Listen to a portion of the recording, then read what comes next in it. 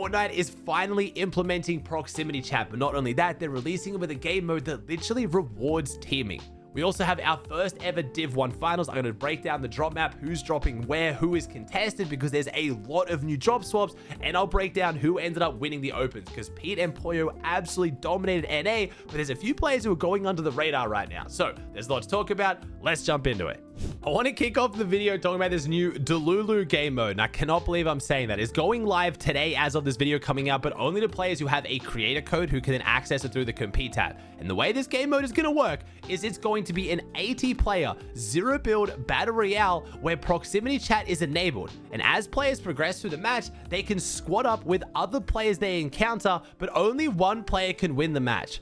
It is literally a teaming game mode. You start as a solo, you have proximity chat on so you can talk to people around you, and then you go into squads with them and then eventually try to betray them so you win the game.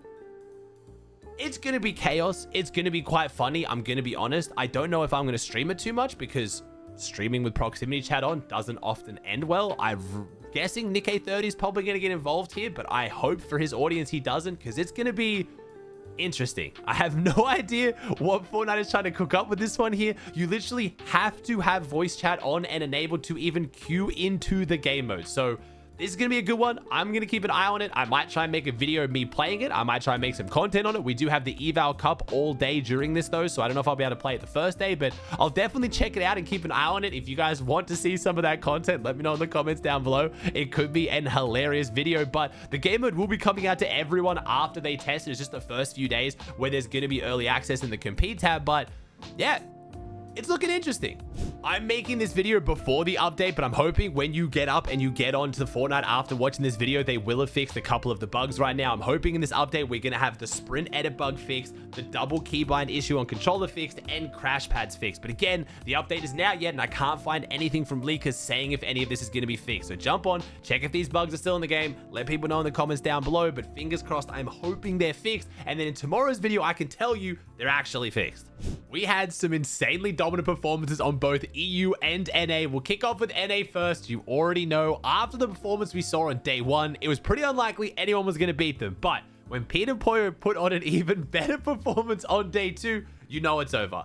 We have Pete and Pollo winning the Duo Division 1 Cup on NA Central for week 1 on 1,200 points. They played 18 matches, they won 4 of them, and dropped 240 eliminations. Just an absolutely ridiculous performance. Pete did this all on stream, live with no delay. Again, this Duo's back. Like, genuinely, I don't understand. Peterbot, as soon as Duos comes back, I'm sure Duos as a game mode suits Pete's playstyle better as well, because he can be more aggressive. He can put himself in situations. He can 1v2. He has that clutch potential. I think his confidence goes up in Duos as well, because again, he just feels like he can take down any duo.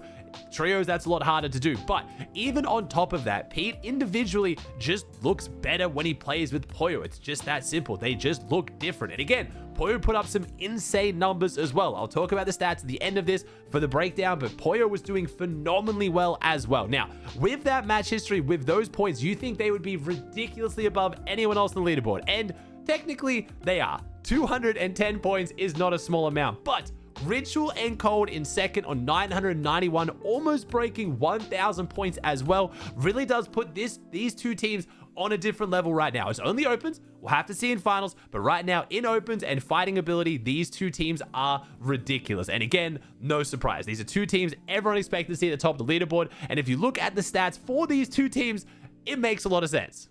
Pete and Cold really just are on their own level right now when it comes to fighting in opens. We have damage ratio, Cold and Peterbot on 2.21. Notable shout out to Thomas HD from Europe there in third. Damage to players though, 30,235 for Peterbot, Cold 28,487. And then eliminations, Peterbot 147, Cold 137. Shout out Pollo for being number 3 on damage and elims, but it is a decent drop down. Right now, Peterbot and Cold are just the final bosses of these open lobbies. And again, it could change when it comes to finals. Finals could be different, set lobbies could be different. I said I was going to track Peterbot and Pollo's elims to try and give a bit more credit to Pollo, a bit more shout out to Pollo, and 93 elims is still ridiculous, but 147 Peter's off to a very significant lead over Poyo, but that's not what the scrims look like. So I don't know if this was just a really good couple days for Peterbot. It seems when Pete goes live, most players play worse on stream. For some reason, Peterbot just levels up on stream. Something about the audience, he kind of just feeds off it, which makes no sense why he doesn't just stream more often. Then he literally plays arguably better on stream, definitely not worse, but they put up some insane numbers. Now, shout out to Clicks, 4th place on damage done, did over 20,000 damage. Rapid in 5th, Threats in 6th, incredibly impressive from those guys as well. Elims, I do want to kind of go down the list here. Aegis in 8th eliminations overall. Aegis and Yomzo is the team that I was kind of expecting to have in the big 3 at the top of the leaderboard on NA. Yomzo and Aegis did have a bit of a slow opens, but we'll see how their finals go. We did have, again, the rest of the leaderboard, Clicks and Higgs in 3rd on 842. Very, very solid performance for them. Quite a drop down, but Josh and Chance pretty much kind of making a case for being the young up-and-coming dark horse team to keep an eye out for. Josh, if you don't know, went from being a kid who didn't even have a setup to play on to Clicks buying him a PC to now being right behind Clicks on the leaderboard. I absolutely love Josh's come up right now. I hope he keeps developing and popping off. And then rounding out the top 5, we had Rapid and Threads. Now, as far as the top 50 goes on NA, we pretty much had all the big teams you'd expect. I'd say the big teams that maybe didn't quite make it through that you're probably looking out for, Issue and Aminished in 56, Void and Ozone in 57th, but the biggest one is definitely going to go to Muzz and Sphinx in 68th. Now, Muzz and Sphinx were looking very good in the scrims throughout this week, really good in set lobbies. When it came to opens, they just didn't have the firepower, which is very surprising from a team that is such good fighters, both of them. Again, Muzz and Sphinx both just popped off in the first solo Cash Cup. Both are individually amazing. Both just came top 10 at Globals. I don't know what went wrong for them this week as a duo. I hope they don't split, but I know this team is not going to go through a lot of bad performances before they will start looking for other teams. Moving on over to EU, we had a power performance from Sky and Scroll. The Danish duo weren't first place going into day 2. They were just behind Malabuka and Panzer, but man, they absolutely popped off on day 2, finishing in first on 964 points. I had Scroll come into my stream and say that Sky was just on a different level in this second day. Malabuka and Panzer, 762 points. So Sky and Scroll over 200 points clear of any other team on EU. But Malabuka and Panzer still putting up a very dominant performance in second on 762. Huddy and Fishy, the Czech duo, talked about him yesterday, in third on 750. Chino and Frodoxy, 740. And then Wheat and Nefrizzi in fifth on 726. We had a few big teams that were right on the edge of qualifying after day 1 that I was worried for, and they just clutched it up on day 2. We had Mustache and Tayson, the FNCS winning duo, in 50th place, qualifying by 2 points on 534. We also had Marius and Pablo, who are having a really rough day 1, which I was surprised with how good both of these players are as fighters. I thought opens would never be their issue, but maybe finals would be, as neither of them have IGL'd before, but they clutched up a big day 2 and finished in 29th overall to get the top 50. As far as big names missing out on the top 50, unfortunately, Mongrel and Mr. Savage both didn't make it in. Mr. Savage, not too worried about. He played with iDrop on last minute notice. iDrop is still very ill from global, so I'm not panicking too much there. Mr. Savage isn't even streaming. He's focusing on his announcement coming up. It does feel like it's getting closer and closer to potentially seeing Mr. Savage and Mongrel come together. They're both struggling right now without set partners. You never know. It could happen. Again, Pink also doesn't have a duo right now because it looks like he has split with Rax after not making the finals, unless things change. I've heard rumors. We'll see how that one plays out. So Mr. Savage could play with Pink or Mongrel or someone else as well. On top of that, we had Dam and Blaha miss out on making finals after an insane globals for Dam. Seti and Yapko missing out in 69th overall. We did have some big teams missing out on EU, but that's kind of standard. EU is a lot harder to make finals than NA at the moment. Taking a look at the EU stats very quickly, things look a little bit different to NA. It's not quite the 30,000 damage, but Sky getting 24,000 damage. Very, very impressive. And then Frodoxy, the IGL, in second on 18,317. Shark had a really good day 1, but seems to have struggled a bit on day 2, so he's dropped down those leaderboards. Then we had Sky first on elims on 82, 20 elims clear of, again, Frodoxy. It's just amazing what Frodoxy does, again, for a player with no mechanics. Now, Frodoxy still has better mechanics than 99.9% of people watching. Oh, let's say 99, but the whole point around Frodoxy has been he can't even triple edit, yet my man comes out and gets second most damage and second most elims in an opens tournament. I think a lot of people, when they think about Frodoxy, is, oh, he's just really smart, so he can IGL his team, but he's just not very good at fighting. No, he is extremely good at fighting. He's just not super mechanical when he does it. He has his own playstyle and it works really well. As far as assists go, Sky and Scroll, again, they racked up so many elims. Absolutely no surprise there. Again, damage to players, we had some other notable mentions. Sato in 4th overall, Kiro in 5th, Cal Jr. in 6th, who I haven't heard about, Mustache in 8th, Nebs in 9th. I was very surprised to see Nebs way up there on the damage. Not because Nebs not crazy, it's just Nebs again. He's been around for a while. Normally you don't see players who've been popping off for like 5-6 years now, still getting top 10 on damage. It's very awesome to see.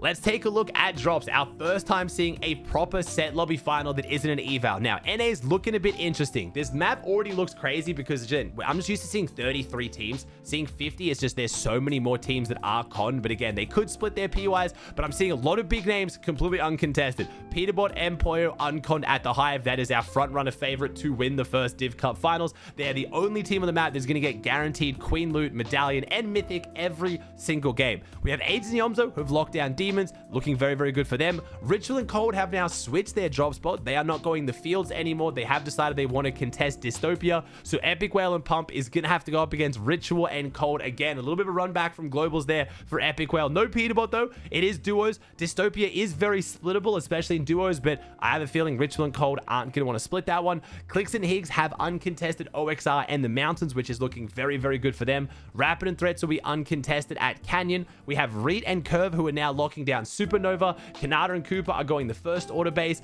Those are the main solid teams I have an eye on. Oh, and G-Money and Rise and Shadow and Tyler in the bottom southeast of the map.